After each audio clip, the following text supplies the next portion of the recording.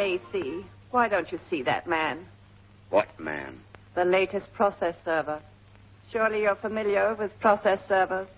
Now, Mattie, don't you start. I'm not starting. I'm just frightened of my reputation. I'm spending so much time with this one. Well, these bring your bank account down to a nice flat zero. Your wife's doing a lot of Christmas shopping, Mr. Pigeon.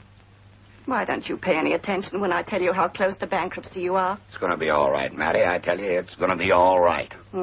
It's going to be all right until the stores come to take back the gifts. Would they do that? Oh, if you don't pay your bills. Oh, what's the use? From your son. Collect. Hasn't he left Stanford yet? I didn't read it. I just paid for it, $2.78. And your brother-in-law's waiting to see you. No doubt also collect. We'll get rid of him. When you haven't been able to for 20 years? I'm busy with a client. That's the one lie I couldn't tell without bursting into tears. Willie! Willie! Hello, boy. Oh, good news, eh? As a matter of fact, it's very sad. Wire from Reggie from Denver. Oh, it's too bad. Doctors give no hope for Uncle Henry. Only a matter of hours now. For Pete's sake, why can't I come home? He doesn't even know I'm here.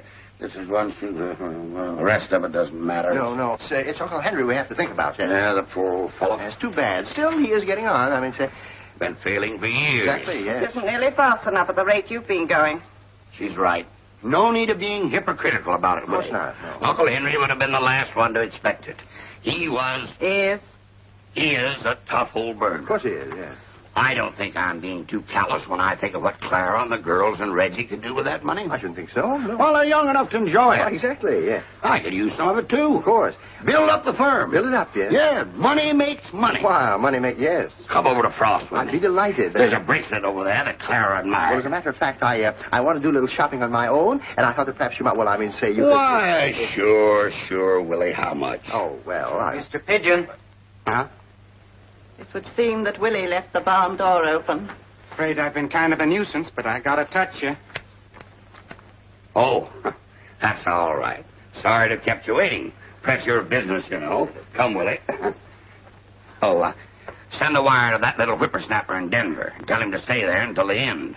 And impress on him that he's a representative of the family in this hour of... need? Yes, sir. Yes, that's right. You know what I mean. Good day, sir. Good day. You know, I've been here so long, I kind of hate to leave. There'll be others.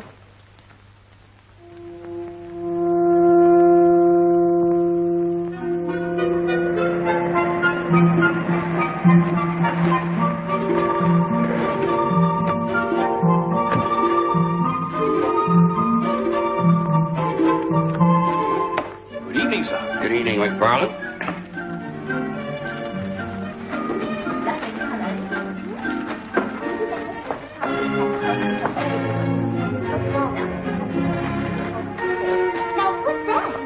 Vase from Tiffany's for the Carters.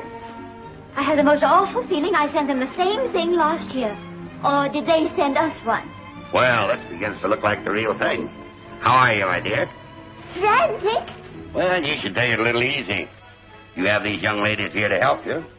You'll be born to a frazzle before Christmas Eve. They couldn't do a thing without me.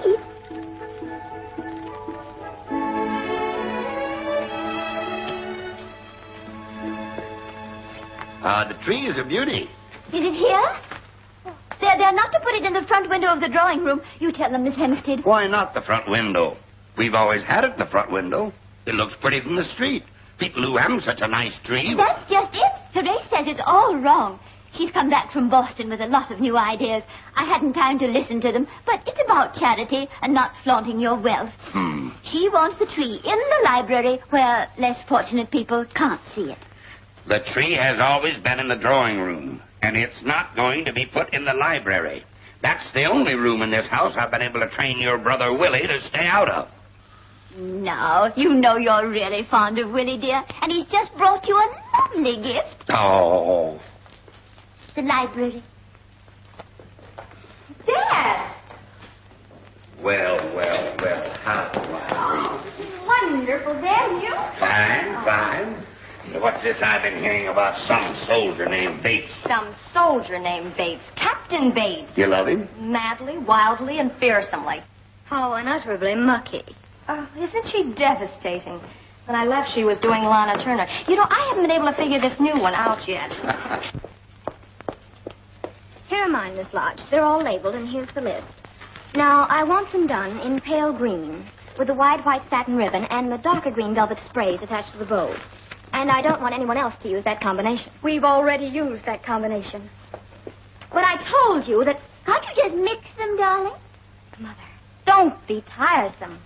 No one uses mixed colors anymore. You wrap your gifts the same each year until it becomes distinctive of you, like your perfume. The other is absolutely the quo. All right, darling. We'll find something distinctive for you. Oh, and I am glad to see you're using your French whenever you can.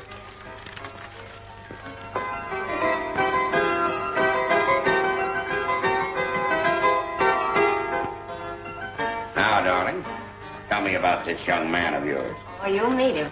He's spending Christmas with us. What's his first name? Stephen, and don't call him Steve. Don't worry about me. But I do. In fact, I worry about the whole blessed family. What's the matter? Not good enough for him? No, darling, it isn't that at all. It's just, well, we're so wacky, and he's been brought up differently. His mother, Mrs. Bates, is a very forceful sort of woman. Terrifically back bay and high church, and... Isn't she hyphenated? No, it's Beresford Bates, but no hyphen. I expect she'd consider the other un-American. She sounds grim. Mrs. Bates is one of the wealthiest, most socially prominent women in the East. She still sounds grim. Grim or not, will you please stop interrupting? Now, this is serious. I must have Dad's approval of something I want to do. Something I simply have to do. What's that, honey? Bring a charity case into the house for the holidays. Someone who otherwise wouldn't have any Christmas. Well, why do you stare like that? What's so monstrous in the idea? Mrs. Bates does it every Christmas, only she doesn't stop at one. Last year, she had 6 children. Mrs. Bates? I thought you said that Stephen was an only child. Whoops. Count on Mother to pick up the wrong thread of a conversation. We were speaking of bringing a needy person into the house at Christmas. Oh? And I want... Well, to tell you the truth, I have to have one. I told Mrs. Bates we've always done it. And with Stephen coming... Of all the foul ideas, you promised me a party with the entire upper floor and only my friends. How can I have them with some smelly charity case in the house? They don't necessarily have to smell. I think it's rather a sweet idea. You say Mrs. Bates does this every year? Yes, Mother. Then I don't see why I can't do it. It might start a movement. We aren't doing this to make a splash. Are we doing it? That's what I want to know. Why, couldn't we just show him Willie and say that he's a charity case? James. Really, J.C.? Well, I offered to leave years ago. Sure. Sorry, Willie. I was only kidding. Well, I think you're all being terrible to laugh or bicker about helping the needy. All right. You can have your charity case. Where do you get them? I don't know. Perhaps one of the servants know of someone. Wait, I have it. Every year, the Globe publishes a list of needy cases. Now then, we'll find a copy, close our eyes, and pick a letter. What do you mean, pick a letter? The cases are listed 1, 2, 3, and so on, and the people are referred to simply as Miss A, Miss B, and Mr. C. You know, I thought it was rather decent of them not to give the full name. Oh, yes. You know, I think that thank you, yes. Here, case 1. Miss L, age 41, renounced the chances of a brilliant career as a concert pianist to nurse her aged and infirm mother. Only a month ago, the mother died. Well, I don't want to seem mean, but someone with such a recent death in the family would... She'd either tell us all of her mother's symptoms or try to play the piano. It isn't that. Try another, dear. Case 7. Mr. H has toiled with back-breaking labor to support his 7 motherless children. Out. For heaven's sake, why don't you do as Willie suggested? Close your eyes and pick one. Then let's have a little Christmas cheer of our own. Shall I? Of course, darling. All right. What did you get? Since he was hit by a speeding car 10 years ago, Anthony M. has seen fame and fortune desert him. Once a matinee idol, beloved of all theatergoers, An actor. he was struck down at the height of his career, leaving him permanently lame. Oh, what a pity. Yet Mr. M. has accepted his lot with philosophic fortitude and has shown an admirable willingness to take the most menial of jobs. Oh, he's it as far as I'm concerned. Sounds like a gentleman, almost. The sort who could wear a dress suit if necessary. Mother, listen to the rest of it. Still, misfortune seems to pursue him. Only a month ago, while working as night watchman in a New Jersey factory, a mysterious fire broke out and the plant was burned to the ground. Thus does the world forget easily, and this once famous man needs your help. Give if you can. Oh, we certainly shall. He'll want a muffler. A muffler? Well, of course. All night watchmen wear mufflers, and I've 3 left over. But one can hardly put Merry Christmas to Mr. M, can one? I'd better know his name before I rap. Mother, I don't think you have quite the right idea about Well, this. of course I have. Naturally, we'll give him more than mufflers. Have McFarlane call the paper, or let Willie call. He's terribly sweet with people. Oh, Dad, doesn't it make you feel all warm and happy inside to be doing this? But we must remember to treat him as a guest. You know, make him feel at home. At least for a week. You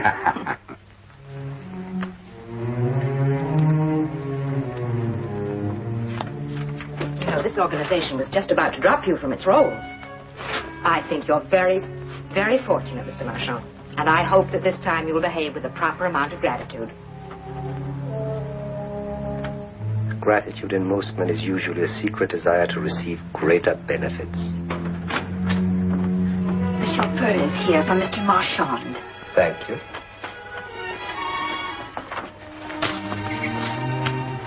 I'll take it, sir. Thank you.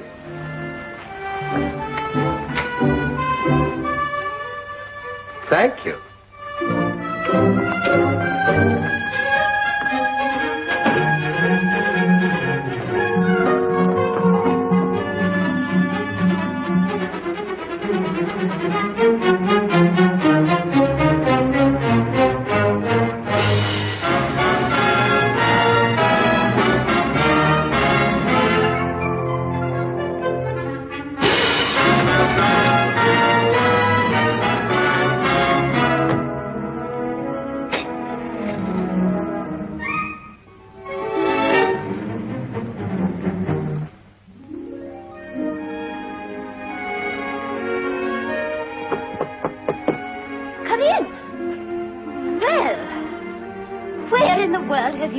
I've been ringing for the last 30 minutes. I'm very sorry, madam. I was attending Mr. Marchand. Oh. It's the internal injuries. The poor gentleman suffers something dreadful during the night. A bit of egg and milk and a dash of spirits early in the morning, and he goes right back to sleep again. Needs it, I say. And think of the mornings that he hasn't had it. Poor soul. That was very good of you, McFarlane. You give him everything he wants. Very good, madam. Mother! Oh, Mother, he's perfectly delightful. Oh. So humble and grateful, and yet, I don't know, he wears poverty with all the charm of an Inverness cape. Oh, what a pretty idea. I must get dressed to meet him. Oh, McFarlane, I was going to say, well, never mind. I'll ring for you later. I'm going to have to leave you for a little while. I haven't had my hair or my face done in days. I was thinking, Mrs. Pigeon, the velvet robe you got from Mr. Perry, could we switch that to Mr. M? The very thing. He couldn't possibly be offended at a robe, but we must be careful to call him Mr. Marchand and not Mr. M. I see, J.C. Do you think Mr. M would resent it if I offered him my second-best dinner jacket? You mean the one you've gotten too fat to wear, Willie? Sure, give him all that stuff. Make the old boy feel better. Splendid, splendid. So the man said, jump, I've got a blanket. And he jumped, and the man didn't have any blanket at all. It was very amusing. Willie. Oh, you're a connoisseur, my dear sir. I'm afraid I can't take credit for the wine. I leave all the buying to McFarlane. You're very fortunate to have him.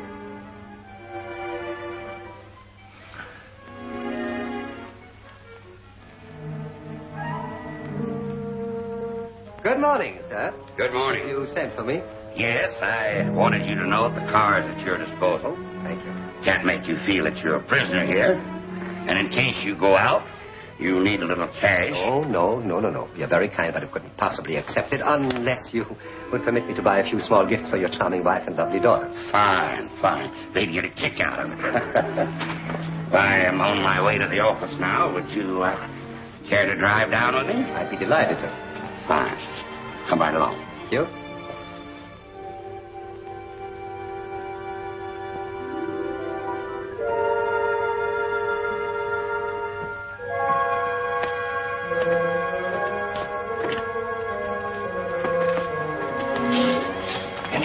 Inside? No.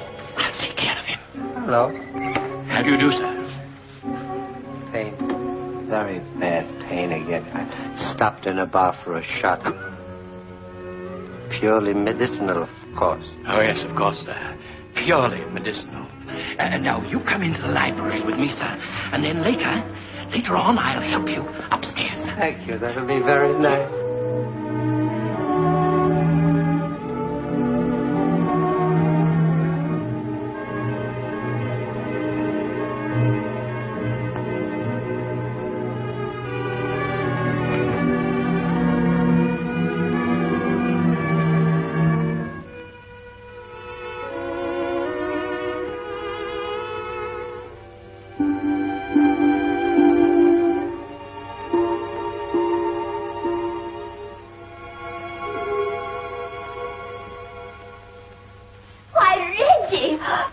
pretty overcoat. What happened? Uncle Henry died yesterday, and he's left every cent to some showgirl. What? Showgirl? He was insane. Do you mean at his age, Uncle Henry? No, Mother. He hasn't even seen her since she was a child. That proves he was crazy. No one is going to believe he hasn't been seeing her. And if it gets in the papers and Mrs. Bates reads it... Oh. Well, what are the terms of the will? Do you know? The lawyer was really a decent sort of guy, and he let me copy down the most important part. Without all the whereas and let it be known, here it is. To the girl who played Little Eva in the Versailles production of Uncle Tom's Cabin at the Bijou Theater, Pueblo, Colorado in 1915, I leave my entire estate, with the exception of the following bequests. $1 to my nephew, James Pigeon, who is married to an empty-headed, extravagant woman, and if I left him any more of my hard-earned money, she'd only throw it away. I don't think that's very nice of Uncle Henry. Silly, too. If he'd left us his money, I wouldn't throw it away. I'd keep it. Well, there's some more here. His foreman and his servants and that sort of thing. When we get back to the girl. I lost touch with her years ago, and although she was billed as Sunshine Maryvale, I have reason to believe her real name is Watson. Watson? No worse than Sunshine Maryvale. To this end, I have entrusted my attorney, H.M. Trainer of Denver, to find this girl. If she is not found during a search to be conducted over a reasonable length of time, then my residuary estate shall pass without further legal steps or delay to my nephew, J.C. Pigeon of New York. Mr. Trainer shall be the sole executor and trustee of my estate. There it is, Dad. $5 million. Lovable character, Uncle Henry. Oh, yes, charming little man, yes. Get me Denver, the lawyer.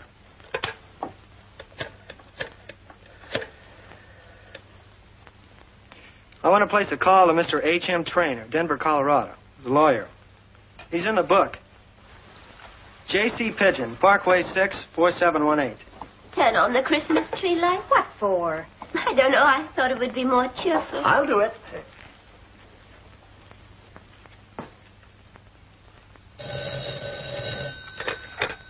Yeah, hello? Yeah? All right. Mr. Trainer? James Pigeon speaking. I've just heard the terms of my uncle's will. Yes. Yeah, he was a fine old man. I admit that this whole thing is somewhat of a surprise, but I wanted to talk to you about one of the conditions.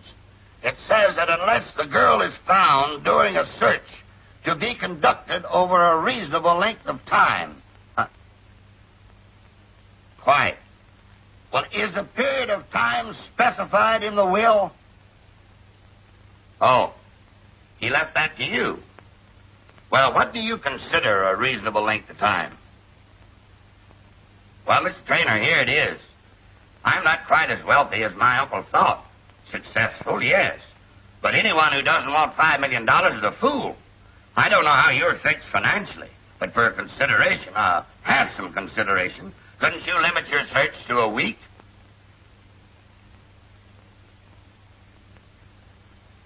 Right. Yes? Good, I'll keep in touch with you. Who was it said every man has his price? Never mind who said that. What did Trainer say? He's going to play ball. He has to advertise, but he's not going to make the will public. Simply insert notices in the papers without saying why the Watson girl is wanted. And he's agreed to limit the search to 1 week. If she's not discovered in that time, we get the money. Also, he slipped me a tip. What? Uncle Henry corresponded with the girl after the show moved on. She was so young she could hardly write. Just sent him silly little kid drawings of funny mans and stuff. I remember when you used to do that, dear. It was so sweet. Oh, Mother. Yes, Mother. What's the tip? I'm getting to that. The parents always added postscripts to the letters, and from certain references made to New York, the lawyer feels that if the girl is found, it'll be here instead of out there. Well, what good does that do? I propose to find her first.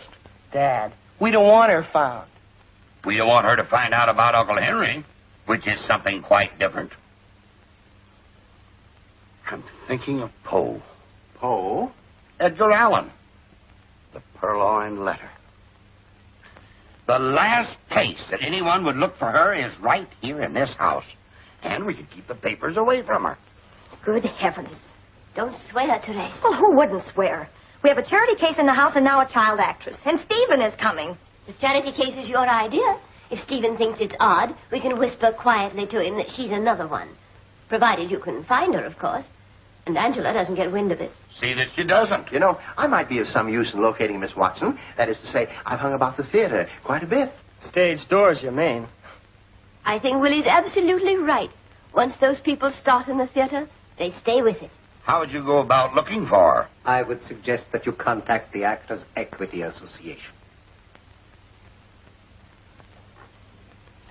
If she acted as a child, it'll be recorded someplace, since all children of the theater must have court permission. Oh, thanks. In that way, you can learn her first name and eliminate all other Watsons, of which undoubtedly there'll be quite a number. May I? Sure. Thank you.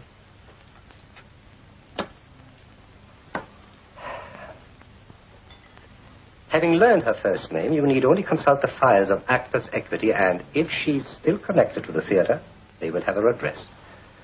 I would be very happy to undertake this little mission for you, if you wish. Who is this guy?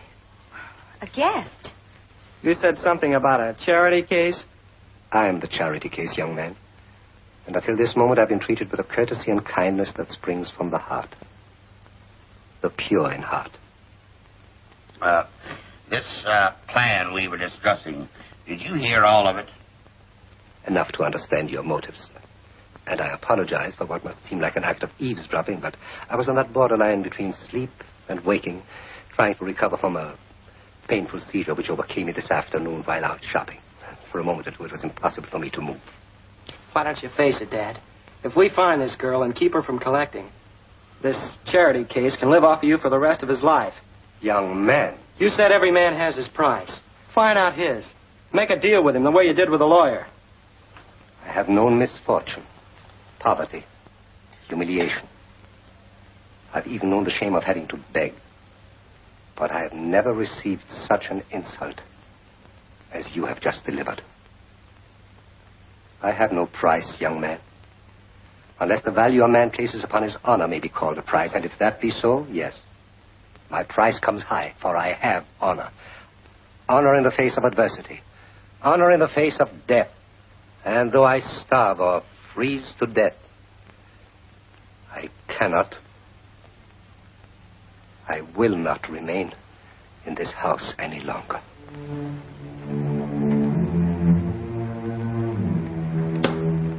This lovely girl, this equally lovely and kind woman, your mother, took me into their house when I was faced with the blackest despair. No, not just despair, sir, but the river. And you, and you, sir, held out a helping hand. Gave me hope, friendship, food, clothes, warmth. Thank you, Papa.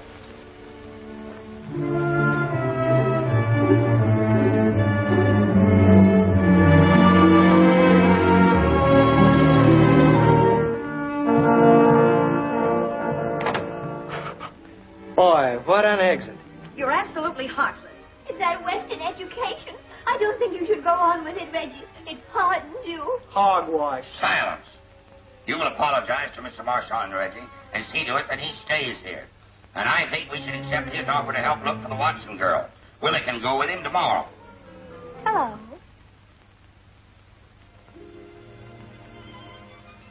Summerall, eh? Farewell, my child. Remember me. You kill me.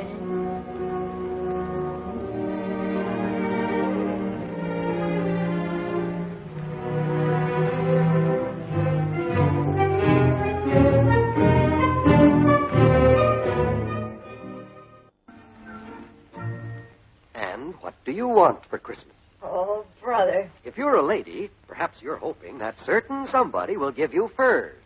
You don't have to be a lady to wish for furs, you dope.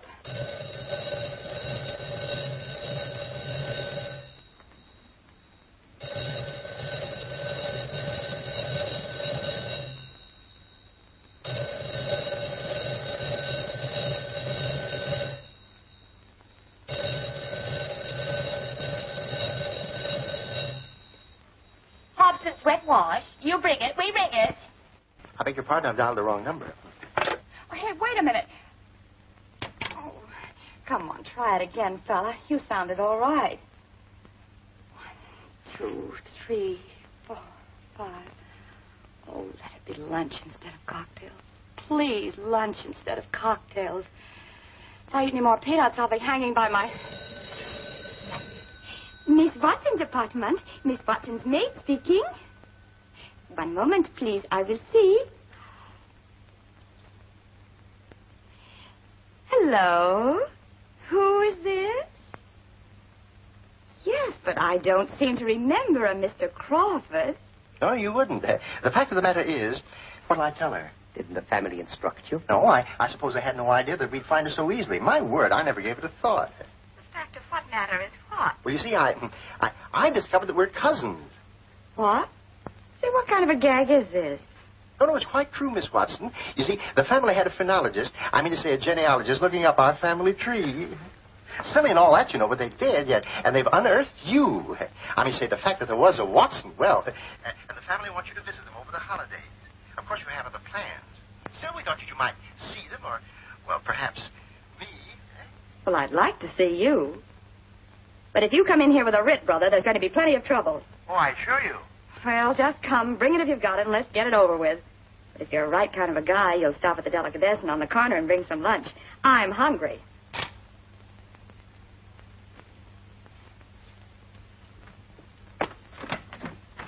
Oh, I say. Why, you're charming. And you're Santa Claus. Come on in. Thank you.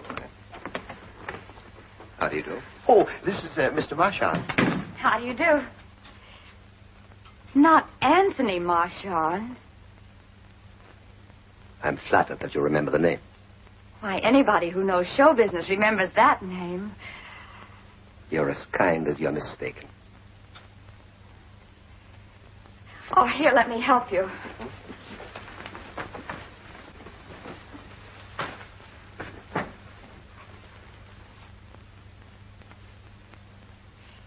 Now, what's this cousin business? Isn't it wonderful? I telephoned the family that I'd located you, and they're delighted. I'm to bring you home with me, bag and baggage. Are you kidding? On my word, ask Mr. M. I mean Mr. Marchand. No, Mr. M is both sufficient and correct. And lest Miss Watson labor under any misconceptions, I should like to explain my connection with this happy affair. You see, Miss Watson, I'm a charity case. Oh, I say, do we need to... I'm a charity case who's had the very great fortune to be invited into the Pigeon household for the holidays. The Pigeon household? My brother-in-law is J.C. Pigeon. And they want me to visit them, too? Oh, definitely. They sound like nice people. Oh, what fools we are. In our eagerness to reach Miss Watson, we forgot to buy the necessary liquids with which to wash this down. Why, of course. I noticed the place right next door as we entered. Oh, yeah. Do you like champagne, Miss Watson? Oh, with food, I like anything. You do? Well, that's wonderful. I'll be right back. I should say, Look, Mr. Marchand. I find it exceedingly pleasant. Well, you're not ready for the grave yourself. Thank you. But seriously, we're troopers, see? We speak the same language. And strictly between you and me, this Pigeon family is nuts. Nuts? I'm no more related to them than I am to you. You think not? Well, I know darn well I'm not. But if they think I am, I'm moving in, because this is a kiss from Cinderella. I owe 2 months' rent, and I haven't got a beam. I've got clothes because they're my stock in trade. I've got 3 bottles of nail polish and a bottle of bleach. And as long as they hold out, so can I. But after that... That's your natural blonde? On the mousy side. My mother started the bleaching business when I was a kid. Because for some reason, people always seem to go for blonde kids. I used to play in stock. Really? Well, fine training for any actor. East Lynne, Great Divide, 2 Orphans, Uncle Tom's Cabin. Uncle Tom's Cabin. Fine training for what? When I was 5, I played Little Eva until I was as black in the face as Uncle Tom. This is what I mean. They must have an awful lot of dough. Maybe it isn't honest when I know they've made a mistake. And I wouldn't want you to think I'm planning to really chisel them out of anything. I won't. But I'd just like to sleep for a while in a bed that doesn't pull out of the wall. And watch some servants pussyfooting around with trays of something for me. And not jump out of my skin and try to remember my prayers every time the phone or doorbell rings. See what I mean? How do I look? really like Santa Claus. I bought him off a chap in the street. He was tired and wanted to go home anyway. Merry Christmas, everybody!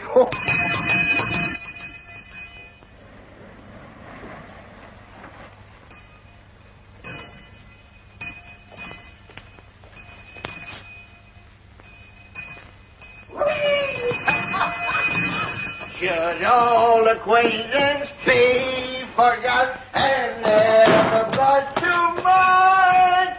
Just drink a cup of kindness for the days of old. William! Miss Watson, our new cousin. Oh, Miss Watson was so surprised at finding that she's related to you that we had great trouble in persuading her to accept your invitation. My dear, how nice. I feel far too little stress is put on family in these careless days. Happy to meet you, Miss Watson. Any of my wife's relatives are welcome. I beg your pardon? It was swell of you to look me up. Oh, this is Therese and this is Reggie. And our little daughter is in bed. Your little daughter is neither little nor in bed. Then you should be. I expect you'd like to go directly to your room. I'll show you up. James, pay the cabman. What in the world are you doing? I won my bell. Reggie, get Willie to bed. I'm afraid you're not getting a very good impression of him, Miss Watson. Willie's always such a gentleman. He isn't the first gentleman I've seen with a snootful. A snootful? Oh, Steve. What's that? I said Merry Christmas.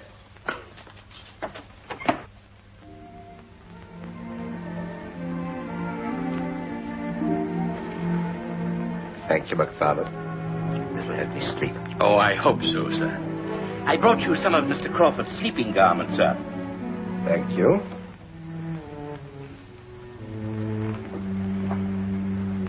I played Hamlet. I saw you, sir, in London. Oh, did you? I played Richard III, Macbeth, Henry IV, Petruchio in a great production of The Taming of the Shrew, and no one has equaled my death scene as Romeo. Yes, I even played the Hunchback of Notre Dame. But there's one part I've never played. What was that, sir? God. God, sir? God.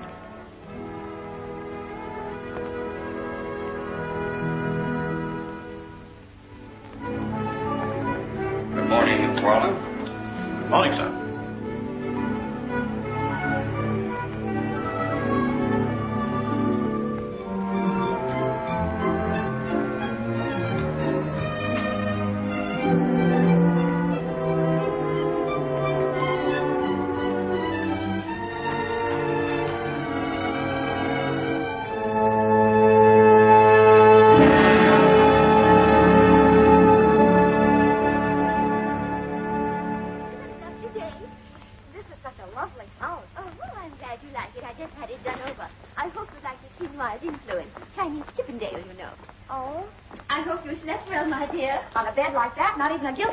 Could keep me awake. What an amusing way of phrasing it.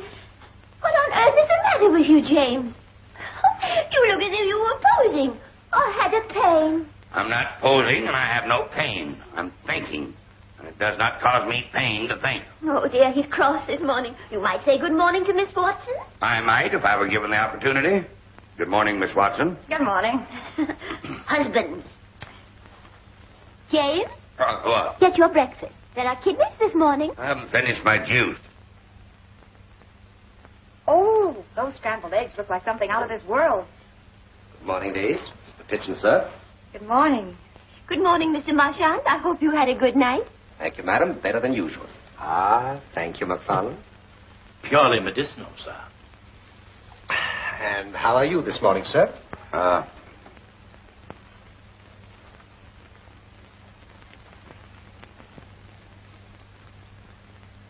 James! What is the matter? My leg's asleep. Well, why don't you stand up and stomp your foot?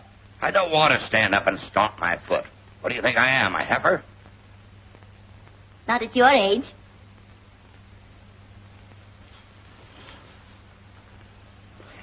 The whole thing about the will is in the morning paper. sitting on it. Get it when I stand up. I'm sorry.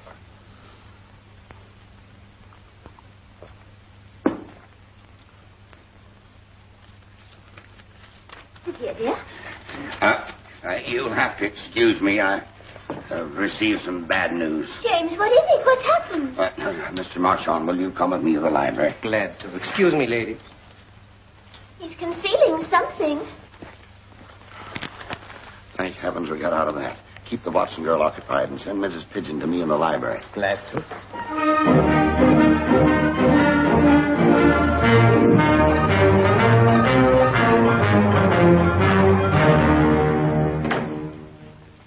What is it? What's happened? Shh, darling. Father's talking to the lawyer in Denver. I see. Well, can't be helped now, I guess. We'll just have to hope for the best. What's that? The same to you. What did he say? Merry Christmas. You think he's double-crossed you, Dad? No, he had to file a will for probate. He did it quietly, but some smart reporter got wind of it. He was upset about it. He even held out hope that maybe the Watson girl was dead. Well, you didn't tell him. That she couldn't be dead and eating kidneys and bacon in my dining room? No. What do we do? I don't know. We've got to get her out of town. Away from the newspapers and the radio. Where? How? If you'd only bought that place in Connecticut that I wanted last summer. Wait a minute. There's a house that we haven't been able to even give away. It's about 60 miles north. The nearest village is 5 miles from it. No telephone. Here it is. Built in 1771. Additions and improvements have strictly adhered to the period... never mind that. 6 master bedrooms. Can you get possession of the place? Well, certainly all I have to do is go to the office and get the keys. Well, where are the owners? Let's see. Yeah. House that remain possession, same family. The only surviving heir is Lady Allensby, now residing in England. Well, that sounds like the place. But how will we explain the sudden move to Miss Watson? And Stephen. What am I going to tell him? Oh, I wish I were dead. What will we tell them? We've made such elaborate plans here for Christmas. They're sure to think such a sudden change odd, at least. Yeah, give me time. I'll think of something. Oh, yes, and order me one of those tall things that Mr. M has for breakfast.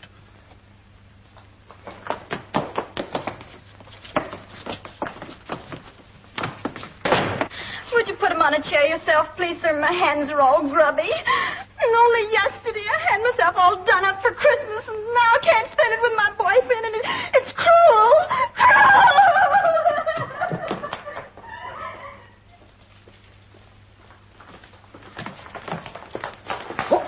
Oh, I beg your pardon. I'm sorry. All right. Thank you. Yeah.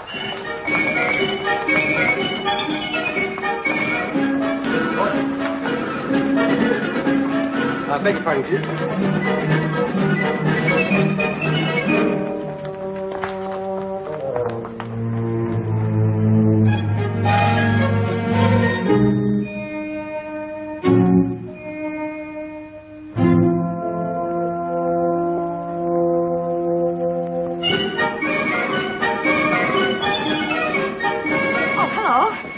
You're the boyfriend from Boston. Well, Therese and Mrs. Pigeon will be down in a minute. In the meantime, make yourself at home. Thank you.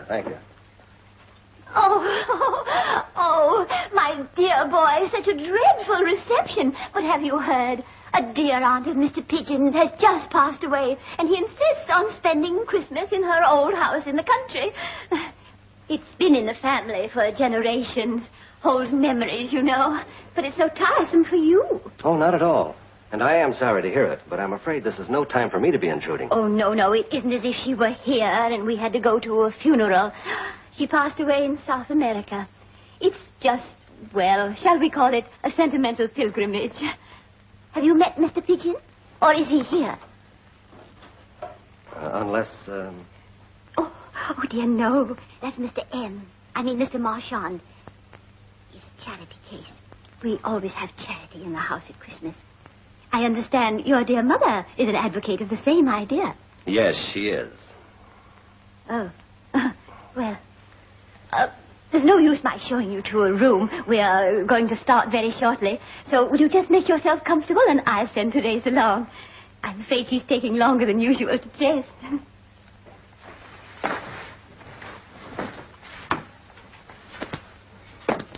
Oh, you little fiend. This is blackmail. Well, it's no worse than what you're doing to the Watson woman. You're so clever. I'm not as stupid as she is, apparently.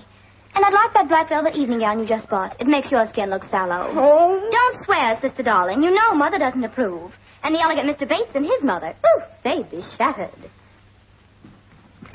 Oh, she knows. Oh, Angela, she's known all along. Overheard the whole thing. I thought you meant Miss Watson. Well, it amounts to the same thing unless you can make her promise to keep quiet. Where is Angela now? In there, stripping me of my wardrobe. Oh, Mother, if you have any love for me, talk her out of that evening gown. But she's apt to show up in it at dinner, and heaven knows what Stephen will think. Heaven only knows what he's going to think anyway. Mother, this family is absolutely insane. I know, dear. I know. Oh, dear.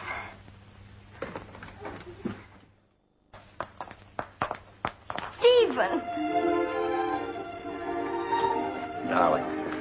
Oh, Stephen. I'm so sorry. All the lovely things we planned, the theater, dancing, and, well, just being with you.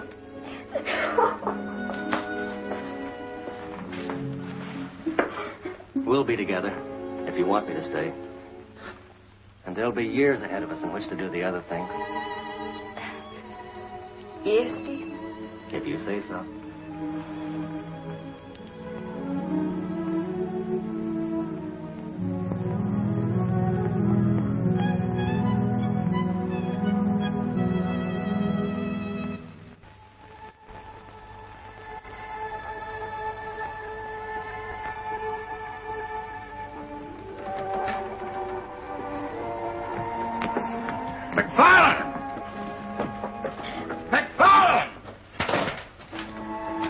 Why haven't they built the fires? It's as cold as a refrigerator in here. Uh-oh. A Christmas present from the servants. What is it? Everybody braced, brave, and smiling? They've quit. What? Dear sir, it is my painful duty to inform you that the entire staff has struck. And since my accomplishments do not include cooking and building of fires, I am also regretfully tendering my resignation. Respectfully, McFarland. His accomplishments. Well, there's a postscript. Please tell Mr. Marchand I am sorry I shan't be here to look after him. So I'm including the recipe for his morning drink. Your recipe, sir. Thank you. What do we do? I haven't the faintest idea. Oh. What was this, the torture chamber? Oh, a loom for making rugs. Your father's great-great-grandmother made that very rug you're standing on. Really?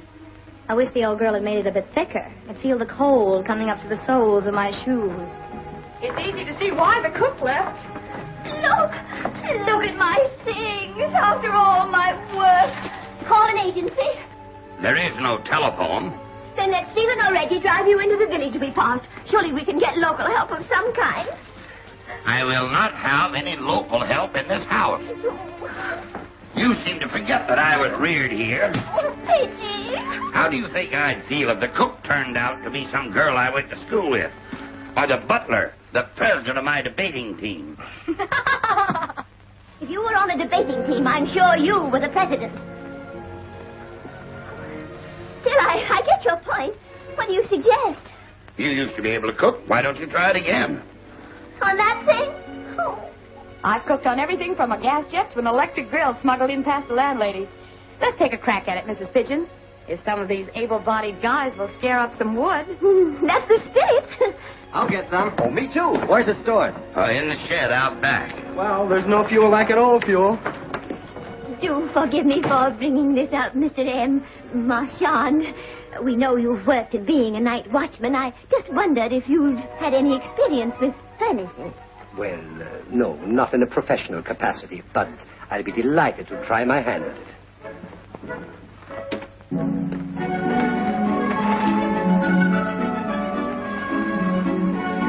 How's this? That's swell. Oh, dear. What's the matter besides everything? I just remembered that factory that burned to the ground. What factory? The last place Mr. M worked. I suppose he had nothing to do with the fire, poor soul. But I just asked him to try and start a fire in the furnace. You better go down and stay with him, Willie. Well, where is it? In the basement. Oh.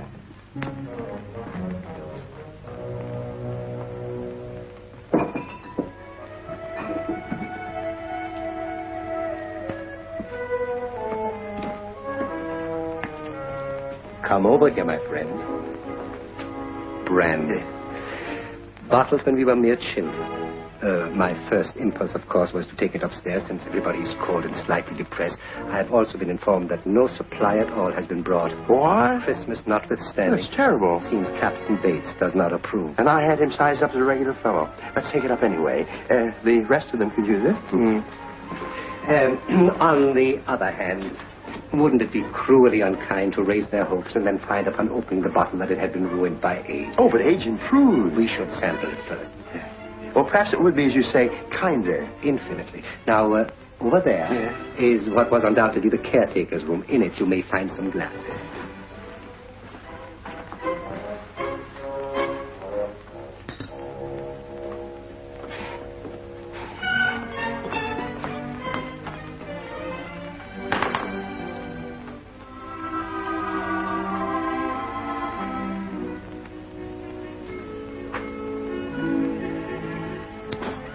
What do you think? I seem to detect a slightly exaggerated flavor of age. We shouldn't have drunk it so fast. Let's go slow on the next. You know, we're supposed to be building a fire. Oh, yes, and so we shall. Oh, look. MacFarlane, the benign soul, has already laid it. Now, all we need is kerosene to start it. Do you think it's safe? Certainly. Only way to start a fire. That fire you were in, you know how it started? They never found out. Sabotage? Oh, no. No, that isn't likely. It was a mattress factory. If you are ever homeless, which I sincerely hope you never will be, and have no place to sleep, I cannot recommend too highly the job of night watchman in a mattress factory. I'd be all right. Their slogan was, sink down on a downy mattress. I did. Now, I'm morally certain I extinguished that cigarette before dropping off. But when I woke up, I was surrounded by a wall of fire. So I understand.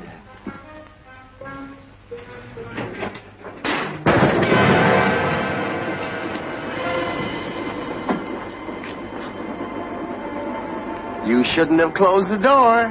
But there's a fire, my dear sir. Don't call me sir anymore. Just call me Willie. Willie. Is there something I can do to help you? I'll say. There's a flock of potatoes you can peel. Oh, you peel the potatoes, kid. Your mother and Therese can be doing something else. Kid, did you say? Yeah. Everybody else around here is trying to act like a good sport. I thought you might like to join the procession. How utterly mother's little helper and all that sort of thing. I'm afraid processions bore me. And I never peeled a potato in my life. And I've seen days when I didn't have one to peel. Let's both peel them, darling, and I'll show you how. You know, when your father and I were first married, I had to learn how to cook. He wasn't wealthy then. In fact, we had some hard times at first. How touching. Why didn't you move in here with his aunt? She was always so fond of him.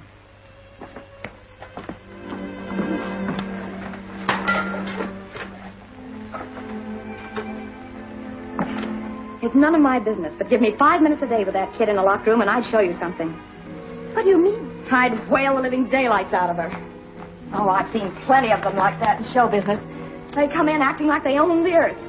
And 9 times out of 10, it's just because they're young and scared to death they aren't going to make good. And most of them don't make good. And if you're an old hand at the business, you know they won't. And there are plenty of tough times ahead. But if they've learned to be regular, they'll be able to take it better when the bad breaks start coming. So you gang up on them, give them a silent treatment for a while, or good going over, and...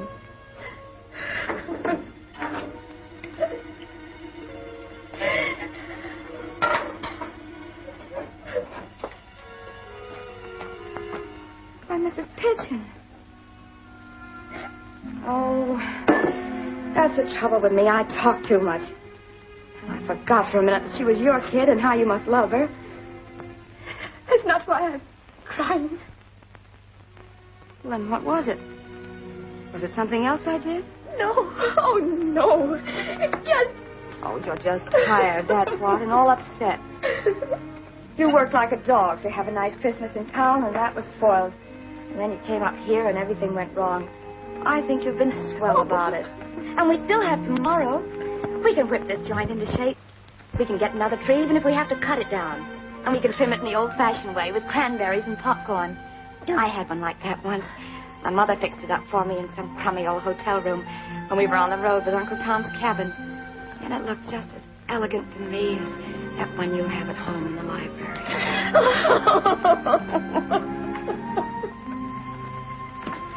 Is there anything wrong? She's tired, and I'd blab my mouth off. Mrs. Pigeon, may I suggest that you go and lie down for a while? What is Angela doing? Endeavoring to make a rug. Make a rug. Oh, dear. Holy mackerel.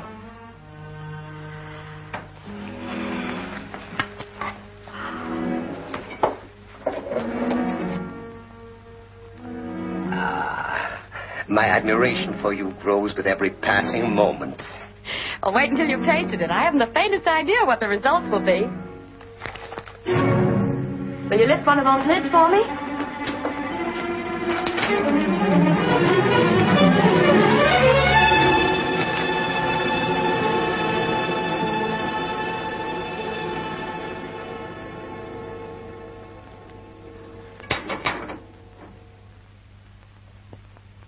You won't find her. She ain't been here for 2 days, I tell you.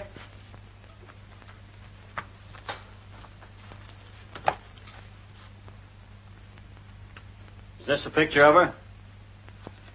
All right.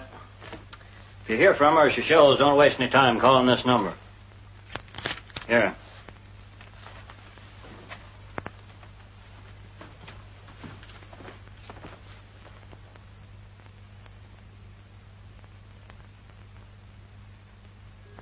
Oh, they made her a grave too cold and damp for a soul so warm and true. And she's gone to the lake of the dismal swamp, where all night long by a firefly lamp she paddled her white canoe.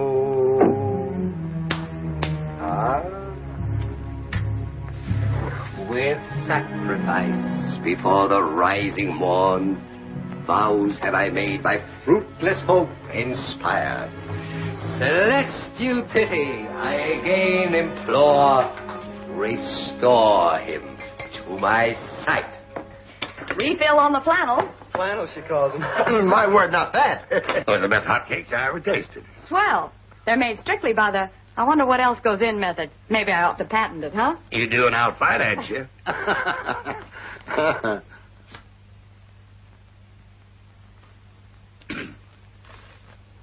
Well, how are you doing? Watch. Oh, wherever did you learn to do that? Oh, a man in the show window of a grill taught me. You mean you went in and practiced with him? Certainly. He said I was a good draw. Crowd collected in no time. She must be a throwback. Are we going to get the tree? If Mr. Pigeon doesn't object. I want to do my imitation of George Washington. Use my little hatchet.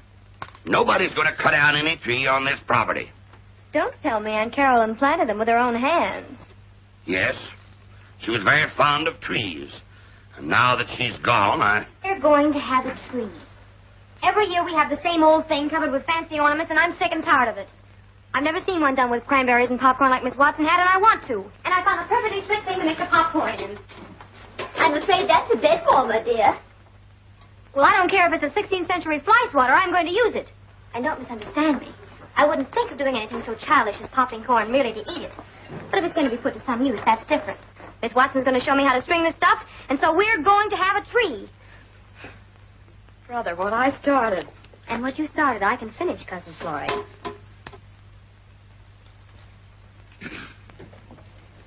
tell you I don't know. He merely said he was going to show a client a house in the country. Don't you keep your keys labeled? Certainly. And we can check the keys still in the office against your list of properties. You could, but you aren't going to. And if you don't leave, I'm going to call the police. I wouldn't, unless you want to get your employer in a worse jam than he's in already. Well, even if you had the right to pry into our files, I haven't the time. Look, Miss Tate, it may be Christmas Eve to you, but to us it's just Tuesday. Take your time. We've got all day.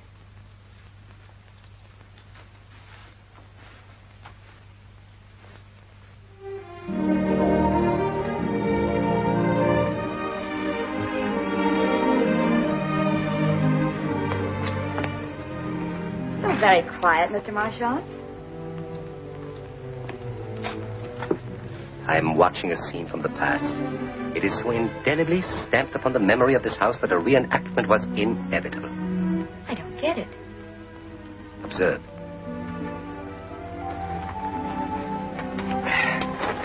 Take it easy, Goon. I'm out on a limb. I'm doing it on purpose. It's my time to trim. I see a young girl stripped of all artifice, working in chiding harmony with her older brother who's cut down a Christmas tree. Surely that is not new to this room. There's the father, dozing by the fire. He will awaken soon, refreshed, peaceful, it is to be hoped, and undoubtedly hungry. There's a girl, her fingers busy with a needle. The man who loves her sitting beside her.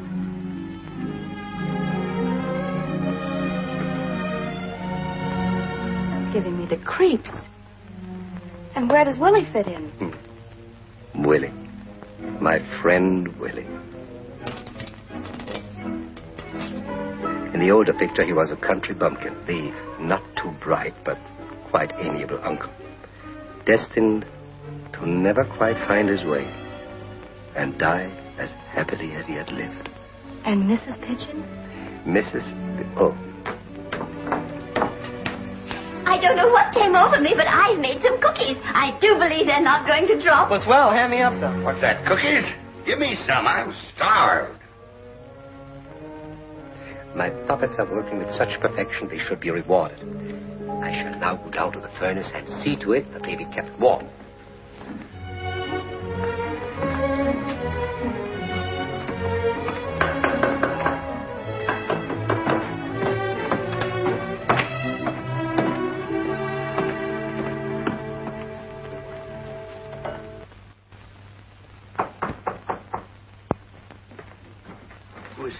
Visitors with flat feet. Detectives? Did they see you? Afraid so.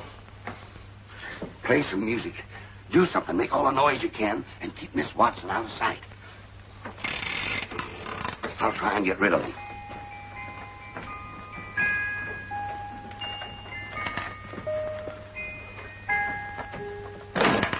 Come in, gentlemen. Are you Mr. Pigeon? Pigeon? Pigeon? What? Isn't this the Allensby place? Well, it belongs to my aunt, Mrs. Carpentaria. Carpentaria? Yes, Carpentaria. You see, she is a descendant of Gene Carpentaria, one of our earliest settlers. Wonderful old house, isn't it? He built it in 1671. Of course, the additions and improvements have adhered strictly to the period and enhanced rather than detracted from its authenticity. It's really a remarkable example. We aren't interested in houses. Oh, no? No. We have reason to believe there's a Miss Watson here with a Mr. Pigeon. James! Oh, you really must come in. Oh, I didn't know. Who are these gentlemen? Well, they're looking for a Mr. Pigeon and a Miss, what was the name? Watson. Florence Watson. Do we know them? No, that is, I don't think so. Unless they might have been friends of Aunt Caroline's. But she's been dead for a long time. Oh, yes. I'm so sorry we can't be more helpful. Hey, kid.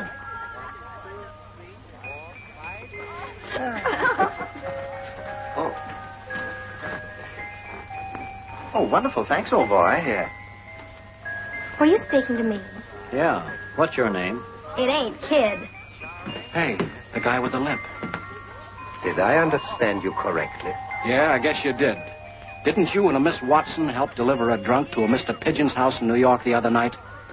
I am not acquainted with the people you have mentioned, nor do I approve of drunks. And I find it bitter indeed that a man who has been crippled in the opening up of new frontiers in the service of humanity should be referred to as the guy with a limp. Good day, gentlemen. Oh, I'm so sorry, but the professor is always upset when his affliction is mentioned. It reminds him of... Tibet. Tibet, you know. Tigers. Yeah. Well, I guess we got a bum steer someplace. Sorry to bother you. Oh, it's perfectly all right.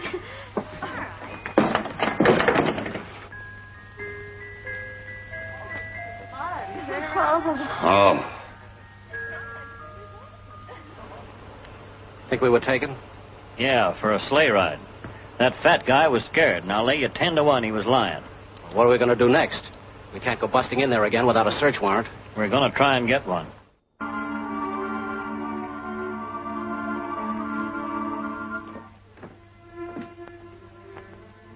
Where did you find it?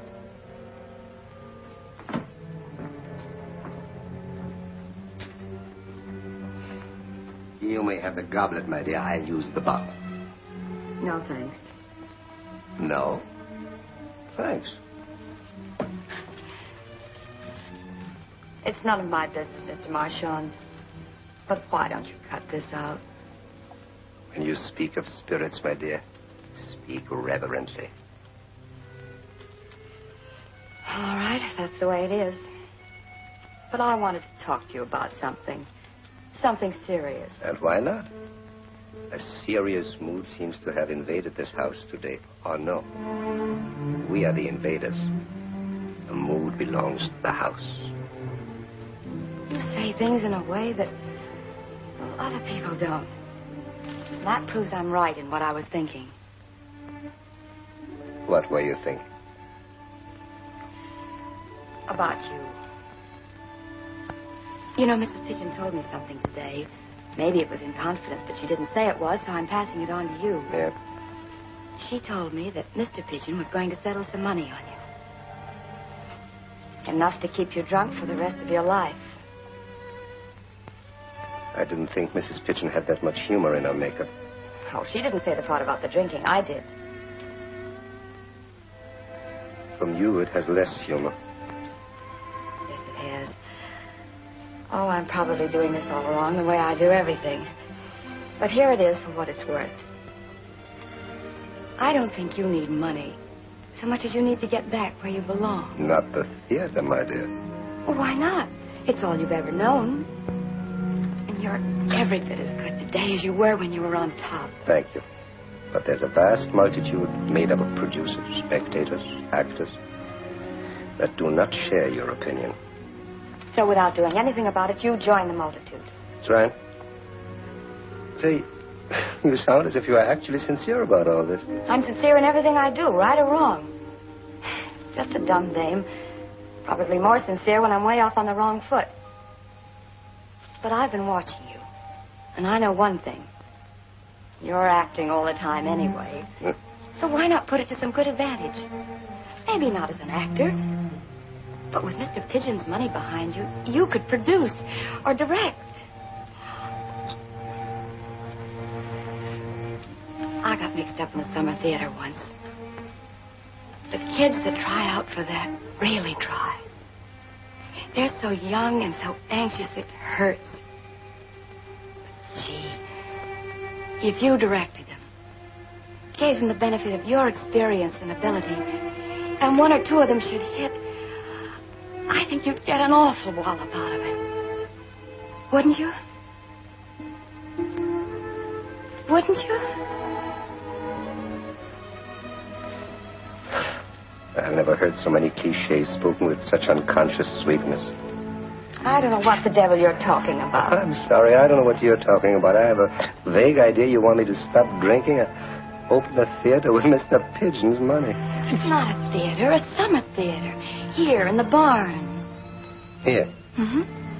In the barn. The barn on this place? Sure.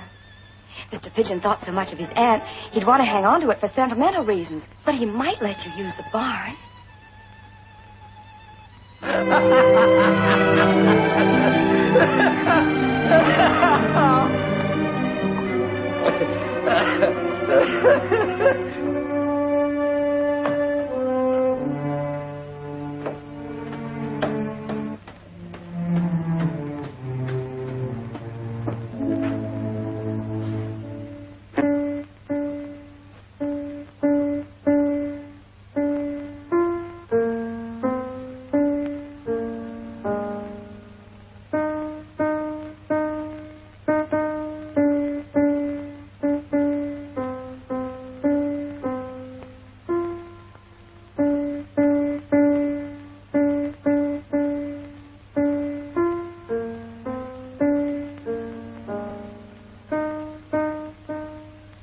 When do the services start?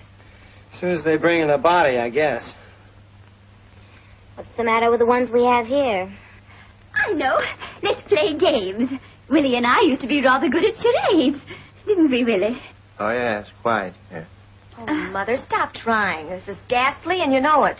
How about opening our presents? If we did, we'd have nothing to do tomorrow. Oh, we'll have plenty to do tomorrow. We have a turkey and a suckling pig to cook. And all I know about either of them is that the turkey's supposed to be stuffed and the pig arrives with an apple in its mouth. Oh, dear. Oh. What are you doing? Nothing, dear, nothing. You are, too. You're spoiling the effect. I stacked every one of those presents, and I want them left as they are. Angela, please. Oh, I'm terribly sorry about your present, Miss Watson. Why, that's all right, Mrs. Pigeon. I didn't expect one. I have nothing for you either. I wish I had.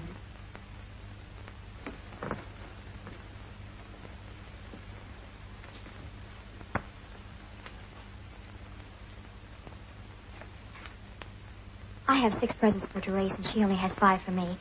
I'll give you the 6, Miss Watson. It'll serve her right, because I really shopped for her. All she did was leave it up to Mother to get me what I wanted. I bet you $5 she doesn't even know what she's giving me.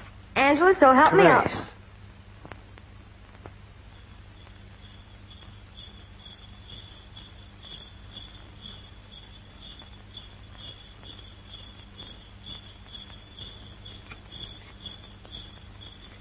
They're coming here, a whole sleigh full. Oh, heavens. They're going to sing.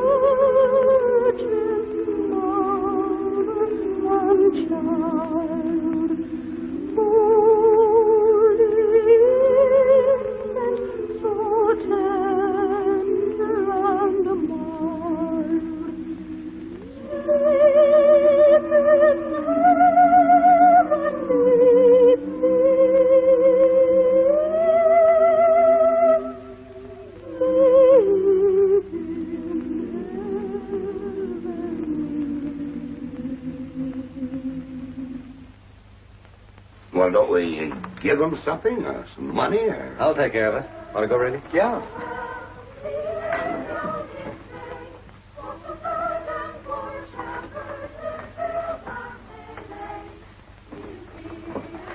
I've heard them in the city, but it isn't quite the same, is it? Nothing will ever be quite the same for any of us after tonight. Those voices tell us that there's still left in some the belief in God. I haven't the effrontery to speak of God, so I would instead remind you of a moving tale of simple people. The Christmas Carol of Mr. Dickens. You remember? Of course. How much do you remember? That there was a little boy who was crippled, and the sophisticated no doubt gags over his name. Tiny Tim. And of course you remember the three spirits. The spirit of Christmas past, of Christmas present, and of the Christmas to come. And when Scrooge beheld the last of these, the spirit of Christmas to come, he pled with the spirit to tell him if it were too late to alter it. You remember all that? Vaguely. Oh. Vaguely. Well, in that case, you may have forgotten that a ghost preceded the three spirits. Well, most of us forget that because it pleases us to forget what we don't like. But there was a ghost named Marley, and he had once been a man, a partner of Scrooge. Do you recall? No, but I think... Good. Let us think of the ghost of Marley. Mr. Marchand is enacting the Christmas Carol for us. Oh, that's quite appropriate. Carry on, Mr. M. I want to hear more about the ghost of Marley. He was shackled, you know, bound by chains. And from these chains hung many things, cash boxes, keys, padlocks, ledgers, deeds, and other heavy material things that had dominated him in life and that he was forced to drag along with him in death. In the spirit world, things have to be objectified. To carry a nebulous thing around called greed that wouldn't make any noise, and all self-respecting ghosts have to clunk. You mean clank, don't you? I do mean clank, my dear. Thank you for reminding me. Shall we go for a walk? Yes, let's. Bully idea. Go for a walk. All of you. I will stay here. And while you're gone, I will keep on talking. I will speak of Marley's ghost. And the words will be held here within these walls for others who may come, refuse to listen like you, and go on. I will ask again what Scrooge asked of Marley. Why are you fettered? And Marley will answer. I wear the chain I forged in life. I made it link by link and yard by yard. I girded it on of my own free will. And of my own free will I wore it. Is its pattern strange to you? And Marley will say again, it is required of every man that the spirit within him walk among his fellow men. And if that spirit goes not forth in life, it is condemned to do so after death. It is doomed to wander through the world and witness what it can no longer share, but might have shared in life and turn to happiness. Go then. Go now. Miss Watson here has told you of a Christmas in the past. This is the present. There'll be others, but you, all of you will remember this one. And sometime, like Scrooge, confronted with the spirit of Christmas to come, will sweat and tremble as the spirit points now to the grave which bears your name. You, like Scrooge, will cry, Spirit, hear me. I'm no longer the man I was. I will honor Christmas in my heart and try to keep it all the year. I will live in the past, the present, and the future. I will not shut out the lessons that they teach. So tell me I may sponge away the writings on this stone. James has always been a good man. In his agony, Scrooge caught the spectral hand. It tried to free itself, but Scrooge was strong in his entreaty and detained it. Look here, Mr. Marshall. Holding up his hand in a last prayer to have his fate reversed, he suddenly saw a change in the phantom's hood and dress. It shrunk, collapsed, and dwindled down into a bedpost. You know, I could use one myself. What? A bedpost. Oh, dear, how perfectly dreadful. Oh, it's all right, Mommy. He's just passed out. Oh, Reggie, you haven't called me Mom for years. Just slipped out, I guess. Oh, I'm terribly sorry, Mrs. Pigeon. Why should you be? You didn't. I know. Oh, no, I don't know. And I'm not as good as Mr. Marchand when it comes to explaining things, but I've a funny feeling I belong to him. To his world, his way of living, I mean. Well, what I'm getting at is, you people have been kind to us. You've done your best to be decent and show us a good time, and for thanks you've had to suffer an embarrassing scene. You don't know what he was trying to do. Oh, no. I know what he did to me. He made me want to get something off my conscience. I'm here under false pretenses, and I know it. I'm not related to you, and I know it. I knew it when I accepted the invitation, but I was flat, Mrs. Pigeon, really flat. You mean broke? You people don't understand what it is to be like that. But when Willie showed up saying you thought we were cousins, I said, hooray, let him think. And then I met you, and you were so nice to me that I got to feeling ashamed. Oh, I meant to check out right after the holidays, but until this happened, I was having an awfully nice time. It's been fun cooking with you, trimming the tree, and just being with you. And I didn't feel as if I were cheating you out of too much. Listen, I'm a brat. I've even worked at being one because I thought it was smart. But if I'm a real brat, I want to say that I think it's because I was born in this family. Are you going to keep on doing what you've been doing and not tell her? After the way she's acted and the things she's just told you? Because if you are, I don't want to be a part of you anymore. And I'm going to... Wait a minute, baby. And don't call me baby. Mr. M was right when he said nothing would ever be quite the same after tonight. I know I won't. And Angela's shown she's learned something. You can count me in, too, sis. I was getting kind of tired of college anyway. What about it, Dad? Mother, James. Miss Watson has made a pathetically innocent confession when you consider what we have on our conscience. Well, whether or not we tell her, I have to tell Stephen. And that means more to me than the loss of money. Therese, what's this all about? Listen here, Captain. This is something I'd like to know myself. Go ahead, Therese. Tell her. I don't know whether I'm telling this to Stephen or to you, but we've been cheating you, at least trying to cheat you out of an awful lot of money. $5 million. I thought you people were really getting worked up about something for a minute. But it's okay. If this is the kind of games you play on Christmas Eve, I can take it. Charade, you call it, don't you? But it's true. We did it. I'm telling you, $5 million. Sorry, Miss Watson. I'm not. I'm glad. And I hope we can do this again next year. It's all right, darling. It's all right. Would anybody mind if I love you and your family? Would anybody mind telling me if we have any nutmeg in this silly house? I am making Tom and Jerry's.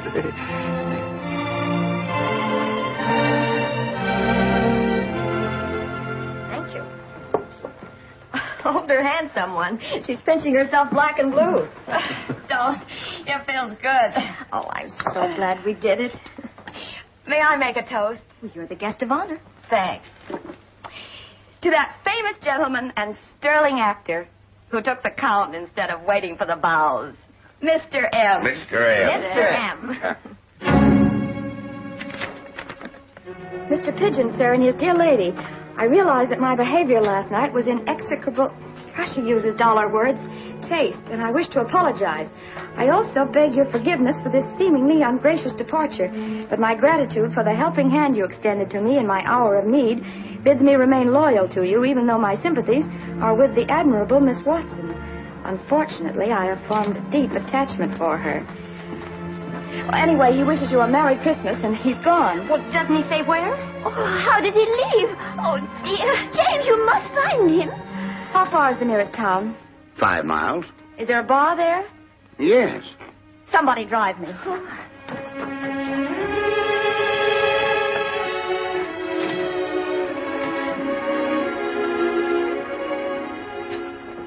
I read your note. Oh? Did you mean what you said? About liking me? Is it possible that such a thing could be of interest to you? I'm here. You are? I'm glad.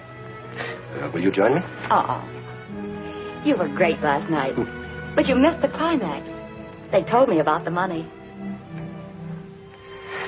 Well, Well, is that all you have to say? what else is there to say for me except that I'm very happy for you? $5 million is a lot of money. I'm cutting them in. After all, I don't even remember the old guy that left it to me. Bless him forever. I like the pigeons. Let them have their share. Have you decided on an amount? 50-50. Well, after all, there isn't much difference between $5 million and $2.5 million. $2.5 million. There just isn't that much money in the world. Oh, by the way, have you got some change? No, I haven't got any. Haven't you? Not a nickel.